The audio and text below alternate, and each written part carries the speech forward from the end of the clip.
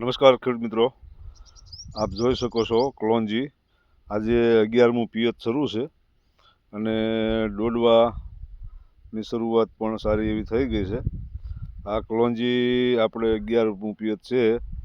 આ ડોડવાના વજનથી ખેડૂત મિત્રો કલોંજી જોઈ શકો છો આડી પડી ગઈ છે.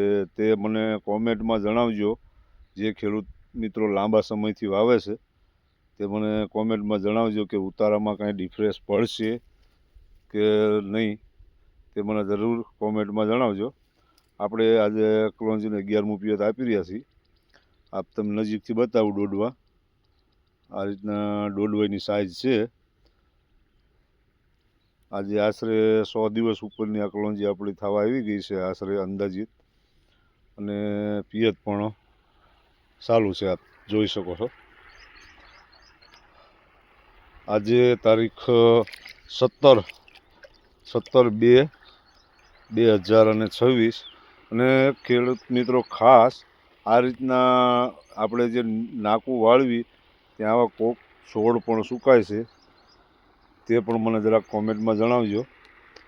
આપ જોઈ શકો છો આ પૂરી કલોંજી. વજનના કારણે કલોંજી નમી ગઈ છે ને તે ઉતારામાં કેવો તફાવત પડે છે તે પણ મને કહીજો. હા ખેડૂત મિત્રો, ડોડવા આ રીતના બેઠક છે. આપણે થોડીક કલોંજી ઘાટી છે એટલે દાંડર એનું પાતળું દેખાય છે. તમે 1 વીઘાની અંદર કેટલું વાવેતર કરો છો તે પણ મને અવશ્ય કોમેન્ટમાં જણાવજો. બસ આજે આટલું જ મિત્રો. નમસ્કાર.